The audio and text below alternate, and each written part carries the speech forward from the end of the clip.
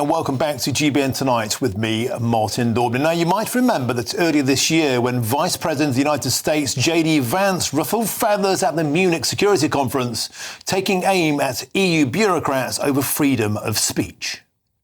And what I worry about is the threat from within, the retreat of Europe from some of its most fundamental values, values shared with the United States of America. In Britain and across Europe, free speech, I fear, is in retreat. Well, now sources indicate that JD Vance has taken control of those negotiations for that US-UK free trade deal, and his price? Scrapping Britain's LGBTQ plus hate speech laws. And he reportedly wants Keir Starmer to walk back legislation that, in Washington's eyes at least, goes too far in policing public opinion. So here's the big question. Will Britain choose censorship or free trade? Well, join me now to discuss this in the studio is my panel. It's Kwasi Kwarteng, the former Chancellor of the Exchequer, and the former Labour MP, Lloyd Russell-Moyle. Gentlemen, welcome to the show. Kwasi, going to start with you. Hello. An historic day in terms of defining what is a woman, and with that goes Britain's free speech laws. JD Vance, outspoken in Munich, outspoken particularly about the United Kingdom. Lucy Connolly, who's in jail over the riots when she spoke out, and of course the abortion clinic buffer zones. Do you think that he's taken this seriously, and is rolling back Britain's free speech rules a price worth paying to get a free trade deal? Well, absolutely. I think a lot of this movement has really only happened in the last 5, maybe 10 years. Going back 10 years, this wasn't an issue. We knew essentially what biological sex was.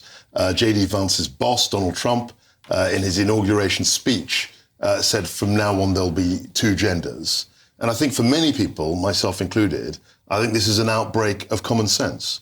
Now, in terms of the trade negotiation, there will be some pushback from within our government saying, well, hang on a second, they can't dictate our internal laws.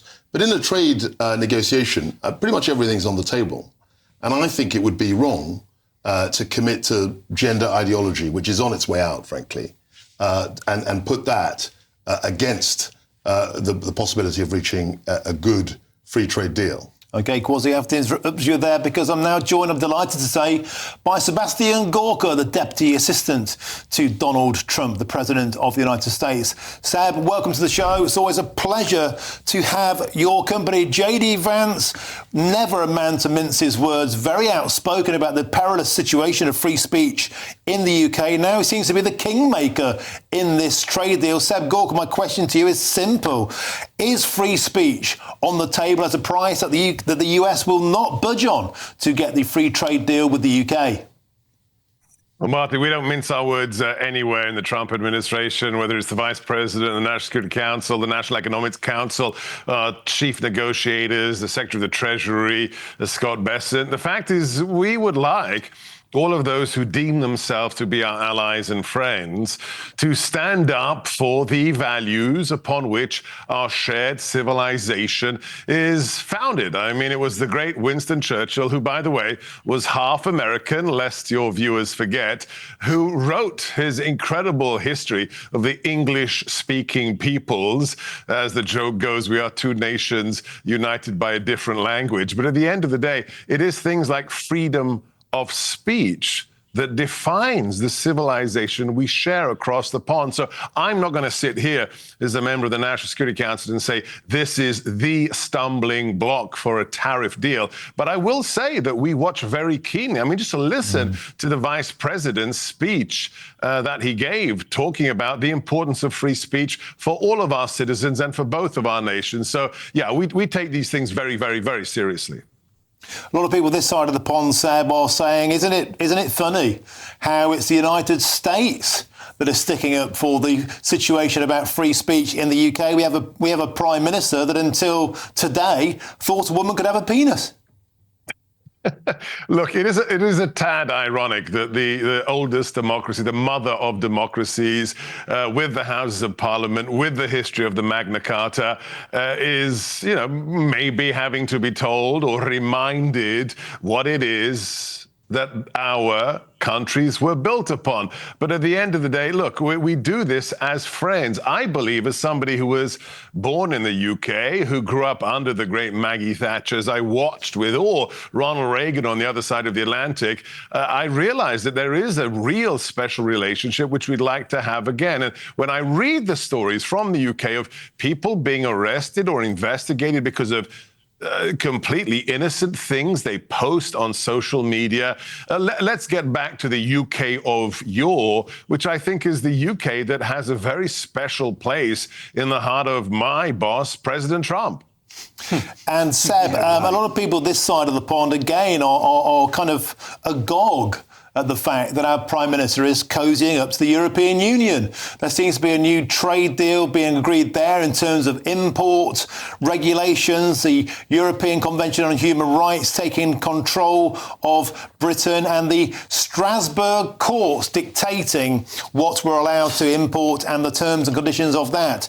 Is there a possibility that that's going down badly in the United States? I mean, Donald Trump has been very outspoken about the European Union, saying that they're raping the United States. They're a mafia, a cartel designed to impact in the maximum manner and cause a huge amount of damage to the US. Is Keir Starmer getting closer to Brussels going to impact the same trade deal?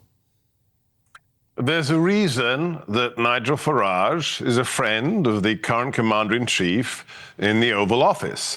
There's a look. Just look at the math. Don't listen to what I'm saying. Look at the math. Well, why does the EU? Why do EU nations have a 20% tariff, and why does the UK get half of that? For a special reason. And of course, Brexit is seminal. Do we have MAGA? Do we have America First? Without Brexit happening before that's paving the way for not populism, which has become sadly some pejorative-laden form, derisive phrase of late, thanks to the left. But what are we talking about? Representative government. When did 17.3 million Brits vote for something? Never until Brexit. And that's why we had 77 million Americans vote for President Trump, because they want a government which represents them. I think that is true for whichever side of the Atlantic we're speaking.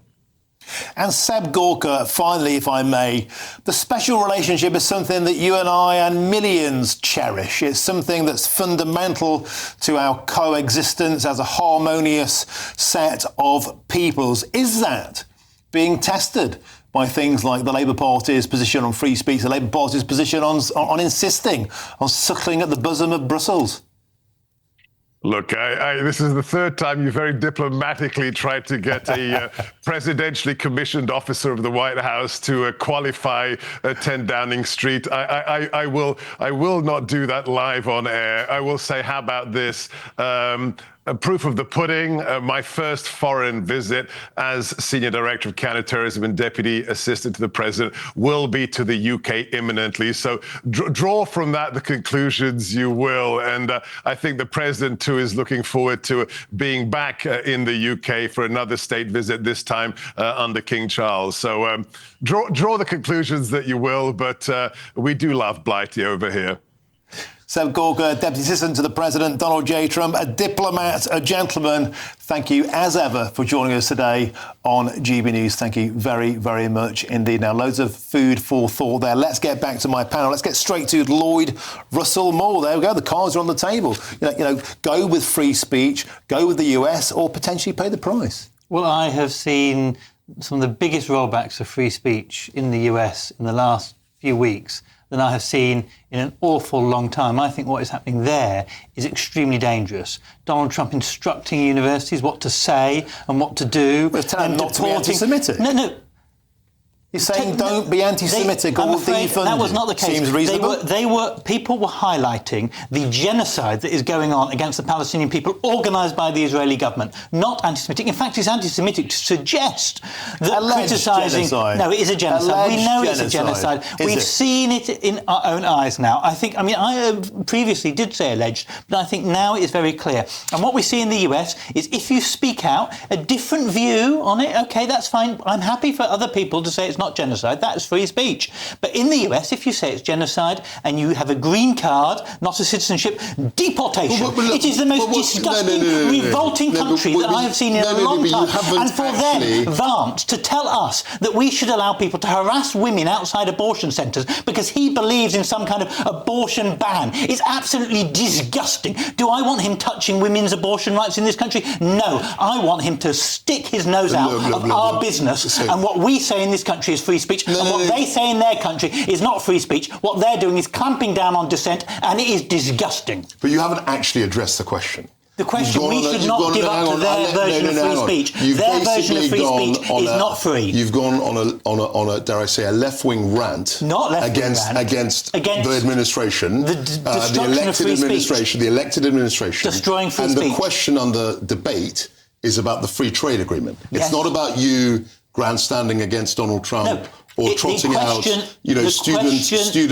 The question in debate is should we accept their version of free speech? No, they should accept our version of free speech, and our version of free speech is genuine. So look, when you have a negotiation, there's a give and take. Of course. You can't stand there and lecture American counterparts. But this question is, should they lecture us? On your version of free speech. So you don't think they should lecture us? No, but there's a deal. There's a deal. But you think they should then tell us what they're saying is that when they talk about the trade deal, they're saying that we should put free trade on the table as an issue of debate. And I think that's fine. I don't have a problem with it. And we should put academic freedom on the table as well. We should put free speech for people speaking out against genocide on the table. We should put on the table the fact that they refuse to sign the ICC. We should put those things on the table. It doesn't make sense. It's fair. When you're negotiating... We have to put things on the table. We just can't capitulate. You would capitulate to them. No, I wouldn't. But what I would say is that we have to we've got to look at our own failings here. We can't just say, OK, you're just as bad as we are, or you're worse. Worse. We've got to look at all the last few years where we've got, all the sort of gender rights and protections around so-called free speach, where two-tier policing, all of that, people being slung in jail because of what they've written on social media. We've got to look at ourselves and say, are we doing the right thing? There are areas and in a debate and a discussion, you have to have a give and take. Look, you ranting about how bad Donald Trump is completely irrelevant to actually securing a trade deal. I'm ranting about the idea that they would tell us what free speech is. Now, have our authorities got it wrong sometimes? Yes. Okay. There are clearly areas where we have got it wrong. Yes. For example, the police arresting a woman on a Palestine demonstration where she had a sign that said Rishi Sunak and Suella Braverman are coconuts. Yeah, and it was racist. It was not racist. It was absolutely... The courts found that it was not racist, the arrest was wrong, and it was free speech. That is how our courts get it right, and our police, time and time again, on these issues, get it wrong. People knocking on journalists' doors on the right, that is wrong as well. I do think we have a problem with free speech, but we don't have a problem that we need to listen to Trump. We've got a problem that it is on both directions. Of the negotiation, gentlemen, everything has to be on the table, and we have to look at where we've got things. Gentlemen, absurd. The coconut thing is absurd. Lloyd, if you were to call Kwasi a coconut now, would that be acceptable, or would it be racist? Well, it would be a very horrible thing to do. Would it be racist? Yes answer or no? the question.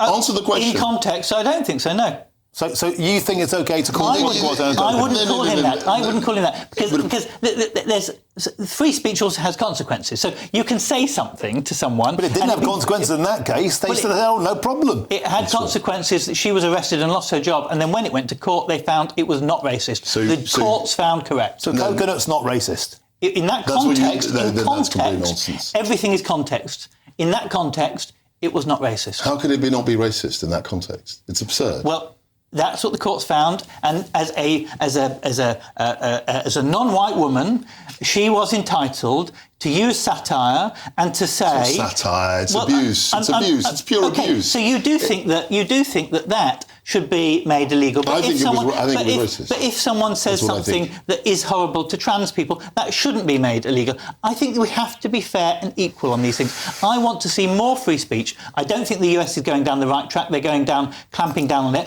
I think we have got it wrong sometimes here on both sides. I think we need to step back and we need to accept people say horrible and nasty things to each other. But in the negotiation, unless it incites violence, it should be legally allowed. In the trade deal, everything has got to be on the table. No, you can't just stand on your high horse and say they're the bad guys, they're doing terrible things. We have to put academic freedom on the table. And everything we have do to is put fine. international justice I'm glad on the you table. recognise that. We have to put international justice on the table. The fact that the US refuses to sign up to the ICC, that is a problem for us. That shouldn't be in the scope of the negotiation. Well, why should free speech be on the scope? Gentlemen, we have to leave it there. It's worth pointing out things can be racist and still legal. Let's move on, gentlemen. A fantastic start to the show, Kwasi and Lloyd. Brilliant.